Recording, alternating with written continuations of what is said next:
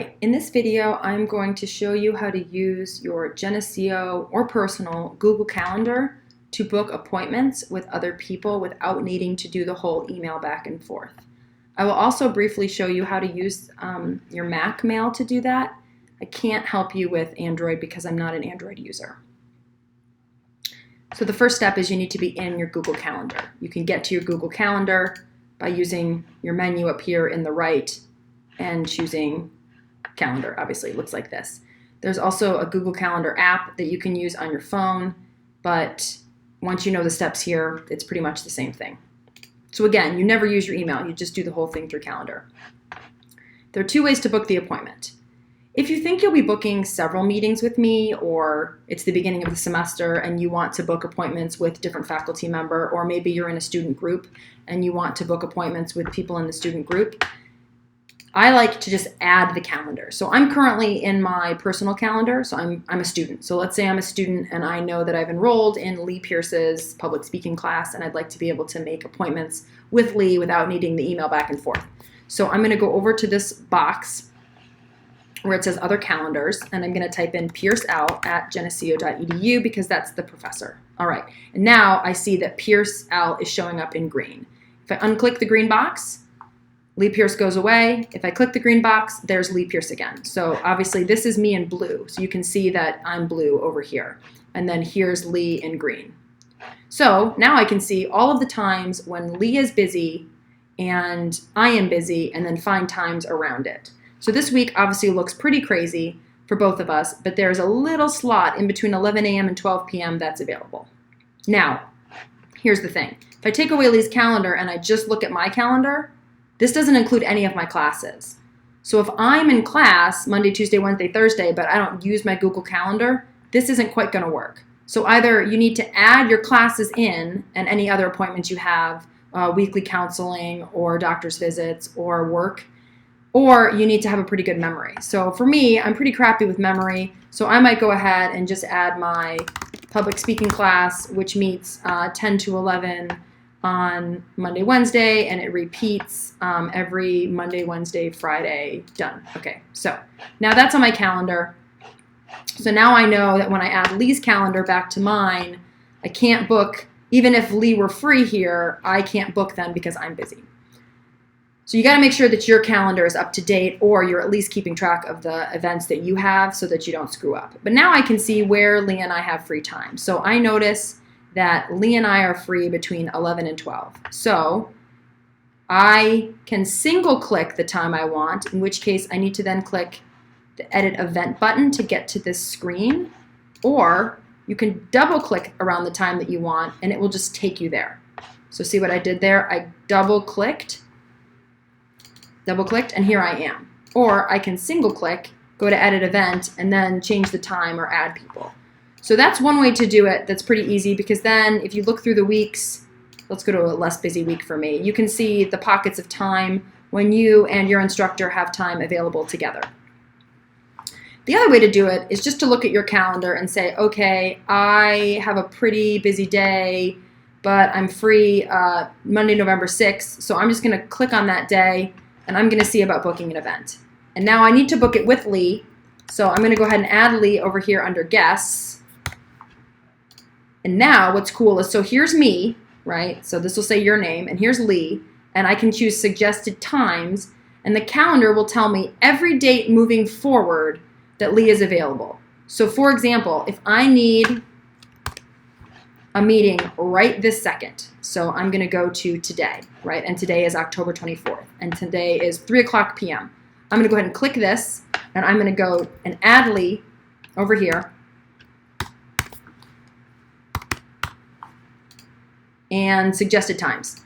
And now, starting today at 3:00, I can see every time that Lee and I are both mutually available between now and when I need the appointment. So I need something real soon, but I don't want to book within 24 hours. So the soonest that I can book is Wednesday at 3:30. So here's one for Wednesday at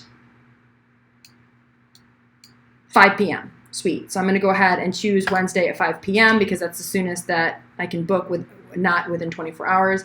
And then I'm all set. So now I know that we can both make the time. Here it is, all scheduled. Now it's just a matter of filling in the blanks, right? So what's the name of the event? So for me, I always put the people involved. So Lee and, I don't know, Nancy.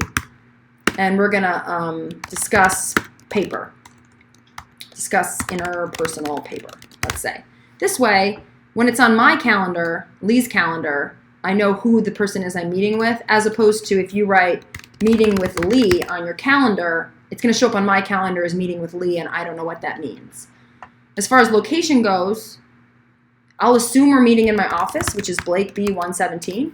But if you want to meet somewhere else within reason, like if you want to meet at Starbucks in McVitie, or if you want to meet up at Sweet Arts Bakery, assuming that this is, a half-hour meeting or something, you can feel free to put that there because, again, I can always change the calendar appointments if there's an issue. And then I always put something in the description like need to discuss edits for upcoming interpersonal comm paper. And, of course, now I need to go back and change my...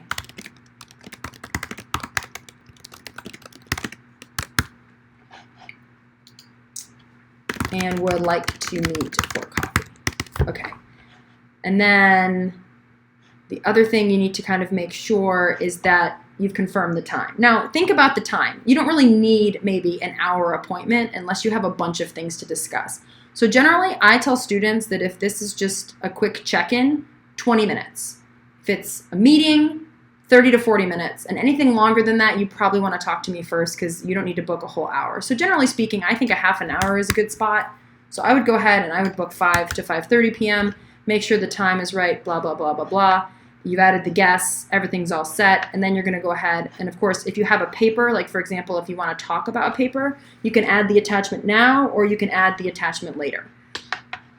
And you can add it in Google Drive or as an attachment. So that's a pretty sweet feature. And now once you're all set and everything's labeled and you know where we're meeting and you've written the description and yada, yada, yada. The other thing that's kind of nice is to put a cell phone. So I will usually put my cell phone down here in description. That way, if one of us is running late or we can't find each other, it's easy to text. So typically a cell phone is a pretty good move. And then I'm going to go ahead and click save. And what this is going to ask is, do I want to send the invitation to guests? And this is important. If you don't get this message, you have not invited anybody. You have to invite somebody because they have to accept it. So you're going to click send. And now you'll see that our meeting is here on your calendar. But if you look at Lee's calendar, for example, it's also there. But Lee has to accept the invitation. So let me show you what's going to happen. If I go into my mail, so here I am, Lee Pierce, right? I see that Nancy has sent me a request to chat about the interpersonal communication paper. So I can go in here, I can see, oh, okay, this is what we're doing, this is where they want to meet, this is the notes, and here's the cell phone, blah, blah, blah, blah, blah. And I'm either going to say yes or I'm going to say no. Most often I say yes. So here's my yes. And now it's going to show up on my calendar. Yes, I'm going. I can add a note. I can change my response, etc., etc. Now let's suppose that you invited me to do something at 5 o'clock to 5:30 on Wednesday, October 25th, and I got the invitation, but I realized that my calendar wasn't quite up to date, or I have another appointment, or, oh, I don't think that's enough time. I'm just going to go ahead and change it. So I'm going to go back to my own calendar. So here's my calendar, and I now have a meeting scheduled with Nancy to discuss a paper, and I need to move the calendar around. So I just kind of grab the event that I need to move, and I move it around. So this is important because your calendar needs to be up to date. So if you schedule an appointment for Lee and Nancy on Wednesday, October 25th, you'd better make sure that the rest of your day is scheduled, because I might look at the 25th,